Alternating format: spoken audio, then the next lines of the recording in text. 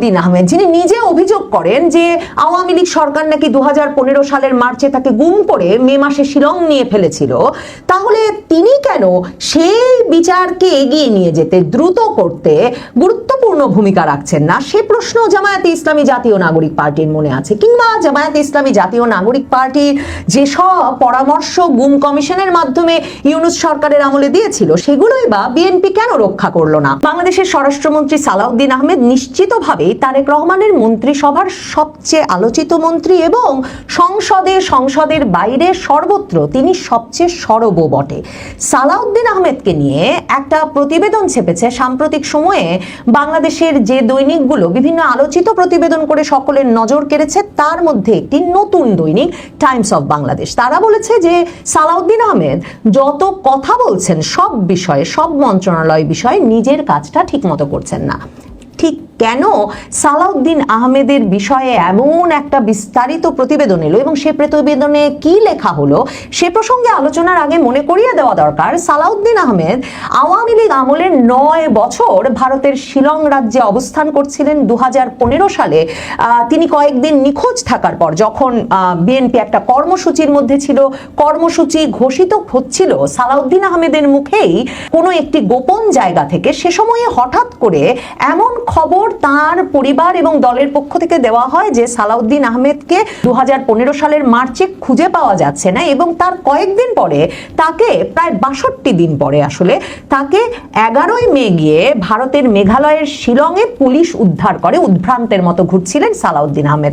এরপর ভারত সরকার তার বিরুদ্ধে অনুপ্রবেশের মামলা করলেও বিএনপির এই শীর্ষ রাজনৈতিক নেতা সালাউদ্দিন আহমেদ এরপর মেঘালয়ের শিলং রাজ্যে একটা বিলাসবহুল গেস্ট হাউসে, সানরাইজ গেস্ট হাউসে 9 বছর কাটিয়েছেন এবং সেখানে নিয়মিতভাবে বিএনপির নেতাকর্মীরা গিয়ে তার সঙ্গে সাক্ষাৎ করেছেন, তার স্ত্রী হাসিনা আহমেদ গিয়ে তার সঙ্গে থেকেছেন, তার পুত্ররা স্কুলের ফাঁকে, পড়ালেখার ফাঁকে ফাঁকে গিয়ে বাবার সঙ্গে থেকেছেন। মানে একটা সাধারণ স্বাভাবিক রাজনৈতিক জীবন ভারতে 9 বছর পার করেছেন সালাউদ্দিন আহমেদ আওয়ামী লীগের শাসনামলে। 2023 সালের জুনে সালাউদ্দিন আহমেদের বিরুদ্ধে কিন্তু যে অনুপ্রবেশের মামলা চলছিল ভারতে, সেটাও শেষ হয় এবং তারপর সরকার তাকে তার আবেদনের প্রেক্ষিতে একটা ট্রাভেল পাসও অনুমোদন দিয়েছিল। কিন্তু সালাউদ্দিন আহমেদ ফেরেন না। সালাউদ্দিন আহমেদ ফেরেন শেখ হাসিনা সরকারের পতনের পর 2024 সালের 11ই আগস্ট।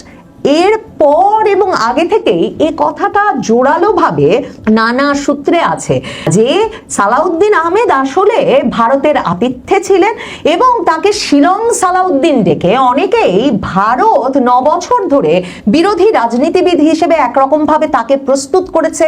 বিএনপির ভেতরে ভারতের প্রভাব রাখতে তাকে একটা সূত্র হিসেবে ব্যবহার করতে তৈরি করা হয়েছে, এরকম নানা রকম তত্ত্ব দিয়ে আসা হয়। এমনকি 2023-এর জুনে ভারতের অনুপ্রবেশের মামলাটা শেষ হয়ে গেলে 2023-এর নভেম্বরে যখন বিএনপি ব্যাপক শেখ হাসিনা বিরোধী, আওয়ামী লীগ বিরোধী আন্দোলন গড়ে তোলে, সেই সময়টাতেও কিন্তু অনলাইনে বসে, ভারত বসে বিএনপির আন্দোলনের পুরো নেতৃত্বটা তারেক রহমান এই সালাউদ্দিন আহমেদকে দিয়ে দিয়েছিলেন। সালাউদ্দিন আহমেদ তারেক রহমানের অত্যন্ত ঘনিষ্ঠ ব্যক্তি এবং 2024-এর 11ই আগস্ট তিনি ফিরে এসেই বিএনপির একেবারে তারেক রহমানের পরের সর্বোচ্চ নেতা হিসেবেই ভূমিকা পালন করেছেন এবং তারপর সকল সংস্কার প্রস্তাব, ইউনূস সরকারের সঙ্গে যত দর কষাকষি সবকিছুতেই তিনি একেবারে সামনের সারিতে ছিলেন। স্বরাষ্ট্রমন্ত্রী হয়েছেন বিএনপি সরকারের তারেক রহমানের মন্ত্রিসভায় এবং তিনি সংসদে শপথ নেওয়ার দিন থেকে পরিষ্কার ভাষায় বলেছেন যে ওই সব জুলাই সনদ সংস্কার যা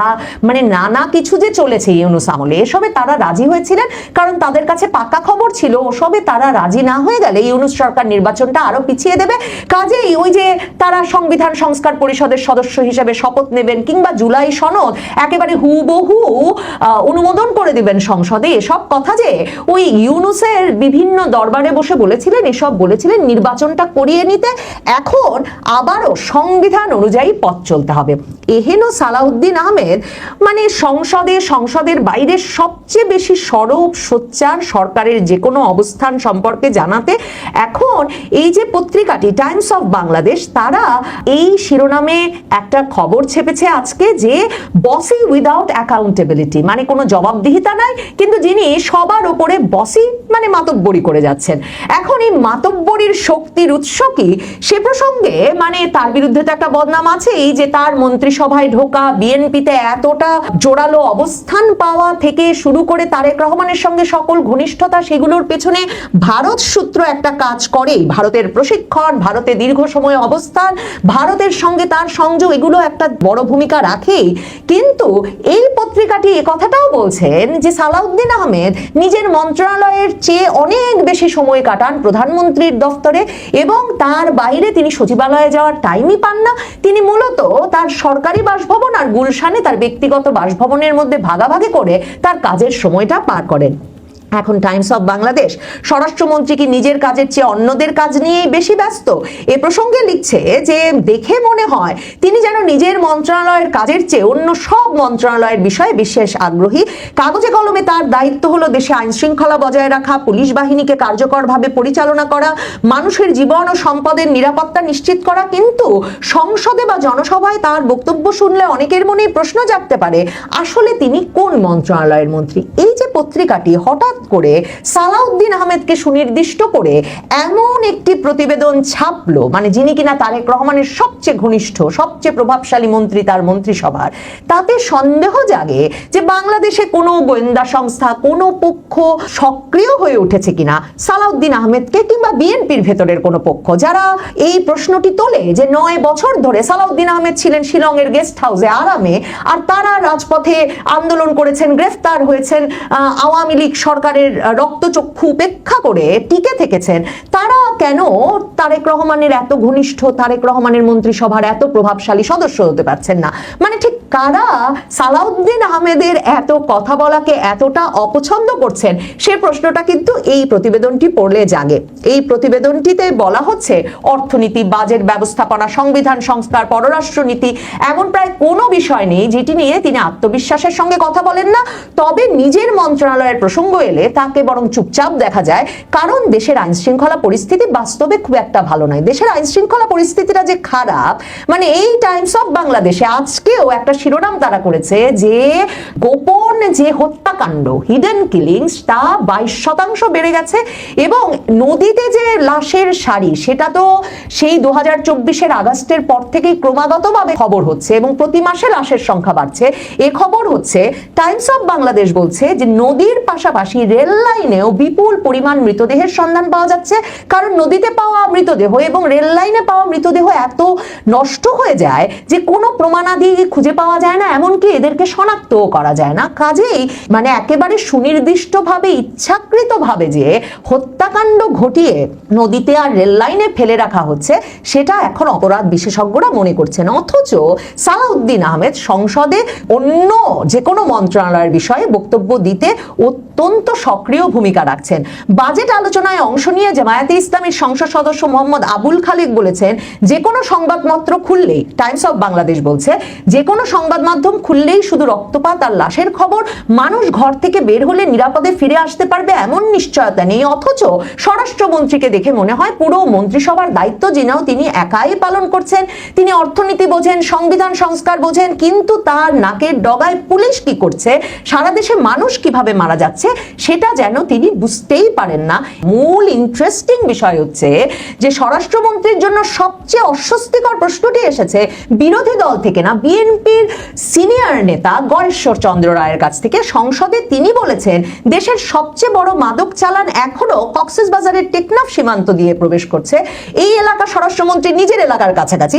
সালাউদ্দিন আহমেদ কক্সবাজারের হালকা রসিকতার সুরে গয়েশ্বর রায় বলেছেন, আগে আমরা বদির কথা শুনতাম, এখন তো বদি নেই, তাহলে এখন সেখানে দায়িত্বে কে? মাদক ব্যবসায়ীরা তো মন্ত্রীর নিজের এলাকার মানুষ, তিনি নিশ্চয়ই জানেন তারা কারা। এত দিনে তো ওই পথ দিয়ে মাদক আসা যাওয়া বন্ধ হয়ে যাওয়া উচিত ছিল। সত্যি যদি তারেক রহমানের একেবারে নিরবচ্ছিন্ন আশীর্বাদ থাকতো স্বরাষ্ট্রমন্ত্রী সালাউদ্দিন আহমেদের ওপর, তাহলে কি সত্যি গয়েশ্বর চন্দ্র রায় সংসদে দাঁড়িয়ে এমন মন্তব্য করে ফেলতেন, নাকি তারেক রহমান লবির বাইরে, তারেক রহমানের ভক্ত দল সমর্থক দলের বাইরে বিএনপির ভেতরে সেই সিনিয়র নেতাদের ক্ষোভ ক্রমাগত বাড়ছে, যারা অনেকেই মনে করছেন তারা যথাযথ গুরুত্ব, সম্মান এবং পদ এইবার সরকারে পান নাই, কারণ তারেক রহমান লন্ডনে বসে তার লন্ডন জীবনে ঘনিষ্ঠ ব্যক্তিদেরকেই সরকারে এসে গুরুত্বপূর্ণ জায়গায় বসানোর সিদ্ধান্ত যেমন নিয়ে এসেছেন, তেমনি সালাউদ্দিনের মতো নেতারা কিংবা এমনকি খলিলুর রহমানের মতো দলের বাইরের ব্যক্তিবর্গ বিভিন্ন দেশের পরামর্শে আসলে বিএনপির এই মন্ত্রিসভায় ঢুকে গেছে এবং সরকারে অত্যন্ত গুরুত্বপূর্ণ হয়ে উঠেছে। টাইমস অফ বাংলাদেশ বলছে, গত 28 জুন রাতে স্বরাষ্ট্রমন্ত্রী সংসদে প্রায় 1 ঘন্টা বক্তব্য দেন। এই বক্তব্যের বড় অংশ জুড়েই ছিল জামায়াতে ইসলামীর সমালোচনা। নিজের মন্ত্রণালয়ের কাজের হিসাব ছিল খুবই কম। এতে বিরক্ত হয়ে বিরোধী দলের সংসদ সদস্যরা ওয়াকআউটও করেন এবং বিষয়টি সংসদের বাইরেও আলোচনার জন্ম দেয়, কারণ সংসদের প্রতি মিনিট পরিচালনায় করদাতাদের প্রায় 3 লাখ টাকা ব্যয় করতে হয়। সেই মূল্যবান সময়ে নিজের মন্ত্রণালয়ের জবাবদিহিতার বদলে, অর্থাৎ আইন শৃঙ্খলা পরিস্থিতির এত খারাপ অবস্থা কেন, যে প্রশ্নটা বাংলাদেশের সকল মানুষের মনে, সে বিষয়ে কোনো কথা বলা ব্যতি রেখে স্বরাষ্ট্রমন্ত্রী রাজনৈতিক বক্তৃতায় ব্যয় করেন।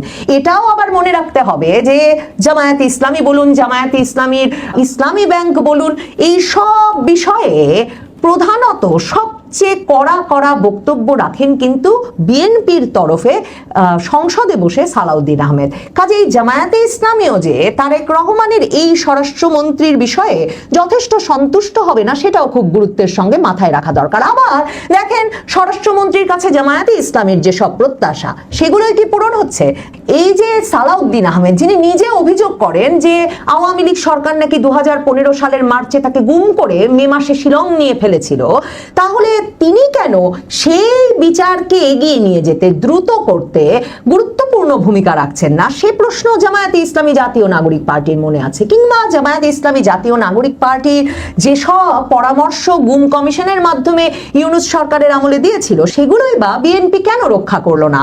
টাইমস অফ বাংলাদেশ অত্যন্ত গুরুত্বের সঙ্গে জানাচ্ছে যে স্বরাষ্ট্রমন্ত্রীর একটা গুরুত্বপূর্ণ দায়িত্ব হচ্ছে স্বরাষ্ট্র মন্ত্রণালয়ের আইন শৃঙ্খলা সংক্রান্ত কোর কমিটির বৈঠকে নিয়মিত হাজির হওয়া, নিয়মিত সেই বৈঠকটি আহ্বান করা। কিন্তু স্বরাষ্ট্রমন্ত্রী অন্য দায়িত্বে এতটাই ব্যস্ত থাকেন যে এই বৈঠক ডাকারই তিনি সময় পান না। সর্বশেষ বৈঠকটি হয়েছিল গত 12ই মে তারিখে। তবে স্বরাষ্ট্রমন্ত্রী সালাউদ্দিন আহমেদ দেশে যে খুন, ধর্ষণ, হত্যা, গণপিটুনির সংখ্যা বাড়ছে, এই পরিসংখ্যানের জবাবে বলেছেন যে এখন মানুষ স্বাধীনভাবে মামলা করতে পারছে। সামাজিক ও রাজনৈতিক চাপে আগে ভুক্তভোগীরা থানায় যেতে ভয় পেতেন, পুলিশ স্বাধীনভাবে কাজ করছে, তাই নাকি আগের তুলনায় মামলা বেশি হচ্ছে, কাগজে কলমে অপরাধের সংখ্যা বেশি দেখা যাচ্ছে। সালাউদ্দিন আহমেদ যে এক রকমের চোখ বন্ধ করে থাকতে চাইছেন আইন শৃঙ্খলা পরিস্থিতির ব্যাপারে, সত্যি যদি তিনি প্রধানমন্ত্রী তারেক রহমানের সবচেয়ে শক্তিশালী প্রভাবশালী মন্ত্রী হন এবং সত্যি যদি এই সরকার এ বিষয়ে গুরুত্বের সঙ্গে ভূমিকা রাখতে চায়, আইন শৃঙ্খলা পরিস্থিতিকে নিয়ন্ত্রণে আনতে চায়, তাহলে কেন স্বরাষ্ট্রমন্ত্রী এই বিষয় ছাড়া আর সব বিষয়ে আগ্রহী হবেন, আর সব বিষয়ে কথা বলবেন আর এ বিষয়ে কথা বলবেন না? সেটা যেমন প্রশ্ন, তেমনি প্রশ্ন জাগে নাকি স্বরাষ্ট্রমন্ত্রী সালাউদ্দিন আহমেদের পারফরমেন্সে এমনকি সরকারের সর্বোচ্চ পর্যায়ের ব্যক্তিটিও অখুশি বলেই এমন একটা বিশাল প্রতিবেদন তারেক রহমানের সবচেয়ে ঘনিষ্ঠ মন্ত্রী বলে পরিচিত সালাউদ্দিন আহমেদের নামে ঘটতে পারলো? কে জানে, হয়তো সালাউদ্দিন আহমেদের চাকরিটা আর বেশি দিন থাকবে না। ইউনূস সরকারের শুরু থেকে এখনো পর্যন্ত রাষ্ট্রের অনেক কিছুই কারা নিয়ন্ত্রণ করছে। এখন হয়তো বিএনপি সরকার, সবাই মনে করে বিএনপি নিয়ন্ত্রণ করছে, কিন্তু না, বিহাইন্ড দ্য স্ক্রিন কারা তাদের হাতে রিমোটটি রেখে দিয়েছে। কেন এই প্রশ্ন করছি নতুন করে? কারণ হচ্ছে, আপনারা জানেন যে আজ 1 জুলাই 2016 সালের এই দিনটিতে রাজধানীর গুলশানের হোলি আর্টিজান বেকারিতে যে ভয়ঙ্করতম জঙ্গি হামলা হয়েছিল, তাতে ইতালি, জাপান, ভারত, যুক্তরাষ্ট্র সহ মোট 17 জন মানুষ নিহত হয়েছিলেন। এবং সেই ঘটনায় যাদেরকে জিম্মি করে রাখা হয়েছিল, তাদের উদ্ধারে সাহসিকতার সঙ্গে দায়িত্ব পালন করতে গিয়ে 2 জন পুলিশ কর্মকর্তাও নিহত হলেন। তাদের একজন হচ্ছেন ডিবি পুলিশের জ্যেষ্ঠ সহকারী কমিশনার রবিউল ইসলাম এবং রবিউল করিম এবং গুলশান থানা ভারপ্রাপ্ত কর্মকর্তা সালাউদ্দিন সাহেব তারা নিহত হলেন। জঙ্গি হামলা প্রতিরোধে জীবন উৎসর্গকারী এই দুই পুলিশ কর্মকর্তা স্মরণে গুলশান থানার সামনে একটি ভাস্কর্য নির্মাণ করা হয়েছিল 2018 সালে। নাম দেওয়া হয়েছিল দীপ্ত শপথ এবং প্রতি বছর 2016 পর থেকে সেখানে পুলিশের ঊর্ধ্বতন কর্মকর্তা থেকে শুরু করে বিভিন্ন দেশের রাষ্ট্রদূত, হাই কমিশনাররা গিয়ে এই দুই বীর পুলিশ কর্মকর্তার প্রতি শ্রদ্ধা জানাতেন। কিন্তু 2024-এর যে আন্দোলন তারপরে সেই ভাস্কর্যটি ভেঙে ফেলা হয়েছিল, কিন্তু তারপর আর কোনো উদ্যোগ নেওয়া হয়েছে সেই ভাস্কর্যটি নির্মাণের নেওয়া হয়নি। ডক্টর ইউনূস সরকার তো নেবেই না, কিন্তু বিএনপি সরকার এখনো পর্যন্ত সেদিকে কোনো ধরনের কোনো দৃষ্টি দেওয়ার সময় পায়নি। এমনকি রাজধানীর মিন্টো রোডে ডিবির প্রধান কার্যালয়ের সামনের ফটকটিরও নামকরণ করা হয়েছিল এসি রবিউল করিমের নামে। সেই ফটক থেকেও নামটি মুছে ফেলা হয়েছে। কি কারণে, কি জন্য? বিষয়গুলো হয়তো অনেক কাছেই সাদামাটা হতে পারে, কিন্তু বিষয়গুলো এত সহজ সরল নয়। এসি রবিউল করিমের ভাই শামসুজ্জামান, তিনি প্রথম আলোর সাংবাদিক, তার একটি লেখা প্রথম আলোতে প্রকাশ পেয়েছে বুধবার। সেখানে তিনি বলছেন, এ ঘটনায় বিশ্ববাসী হোলি আর্টিজানের শহীদদের প্রতি যেমন সমবেদনা দেখিয়েছে, তেমনি ওই দিনের এই ঘটনাকে কেন্দ্র করে তিনি বলছেন, তেমনি পুলিশ বাহিনীও কুড়িয়েছে ভূয়সী প্রশংসা। আজ সেই শহীদ ও আহত পুলিশ সদস্যদের প্রতি আমরা সম্মান জানাতে ভুলে যাচ্ছি। তাদের সাহসিকতার ইতিহাসের চিহ্নগুলো হাতুড়ির আঘাতে ক্ষতবিক্ষত হয়ে নিশ্চিহ্ন হয়ে গেছে। এই যে সাংবাদিক শামসুজ্জামানের যে আক্ষেপ, যে আবেগ দিয়ে তিনি এই কথাগুলো বলছেন, সেই আবেগের মুখোমুখি দাঁড় হওয়ার সাহস কি বর্তমান সরকার বা দায়িত্বশীল যারা রয়েছে তাদের কারো আছে? তিনি লিখছেন যে এগুলো নিছক কোনো নামফলক বা ভাস্কর্য নয়, এগুলো ভবিষ্যৎ প্রজন্মের মনে ইতিহাস জানার আগ্রহ তৈরির স্মারক, যা তাদের সাহসিকতা, দেশপ্রেম ও মানবিকতায় উদ্বুদ্ধ হওয়ায় শক্তি যোগায়। তবে কি সেই ইতিহাসকে মুছে দিতে চাচ্ছে কেউ? জানি দায়িত্বশীলদের কাছে এই প্রশ্নের উত্তর থাকলেও তারা উত্তর দিবেন না। কেউ এই সব কিছু মুছে দিতে চাইছে কিনা। কিন্তু আমরা জানি, আমরা অনুমান করতে পারি কি হয়েছে, কি হতে যাচ্ছে।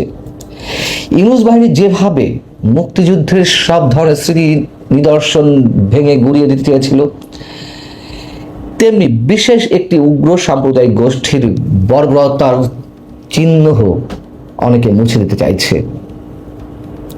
ভাস্কর্যে যারা বিরোধিতা করেন, সেই তারাই আবার পূর্ণ উদ্যমে 24-এর আন্দোলনে যারা নিহত হয়েছিলেন তাদের স্মরণে ভাস্কর্য নির্মাণ করছেন। আবার 24-এর আন্দোলনে যে পুলিশ সদস্যরা হত্যাকাণ্ডের শিকার হলেন তার কোনো বিচার করা হবে না, রাষ্ট্র কর্তৃক ঘোষিত, সরকার কর্তৃক ঘোষিত। যারা পুলিশ হত্যা করলেন তাদেরকে সেফগার্ড দেওয়া হলো, হত্যাকারীদের দায় মুক্তি দিয়ে আইন তৈরি করা হলো এবং তাদেরকে অনেককে পুরস্কৃত করা হচ্ছে। এই পুলিশের একটি অংশের মধ্যে কি তুষের আগুন জ্বলছে না? তুষের আগুন জ্বলা এবং হারিয়ে ফেলা মনোবল নিয়ে এই পুলিশ বাহিনী দিয়ে আমরা কি আশা করতে পারি? কতটুকু তারা পূর্ণ উদ্যমে রাষ্ট্রের জন্য কাজ করবেন, তারা নিজেদের জীবন উৎসর্গ করবেন? মুক্তিযুদ্ধের প্রতি স্বাধীনতা বিরোধীদের যেই জিদ রয়েছে, প্রতিশোধের যে আগুন রয়েছে, সেই আগুন নিভানোর চেষ্টা তারা করে আসছে 2024 থেকে। কিন্তু সেই স্বাধীনতা বিরোধী শক্তি কারা, যারা জঙ্গি হামলার বিরুদ্ধে সাহসিকতার পরিচয় দিল, নিজের বুক চিতিয়ে বীরত্বের সঙ্গে সবকিছু মোকাবেলা করতে চাইলো, সেই তাদেরকেও মুছে ফেলতে চাই কেন? কেন যে মুছে ফেলতে চাই তা নিয়ে তো নানান ধরনের গুঞ্জন চলছে। আর একটা জিনিস আবারও মনে করিয়ে দিই, এর আগে আপনাদের সামনে এই বিষয়ে কথা বলেছি। আমাদের ঢাকা ক্যান্টনমেন্টের ভিতরে যে শিখা অনির্বাণ চলছিল, মুক্তিযুদ্ধে সেনাবাহিনীর যেই চরম সাহসিকতা, তার সর্বোচ্চ এক ধরনের শ্রদ্ধার প্রতীক হিসেবে,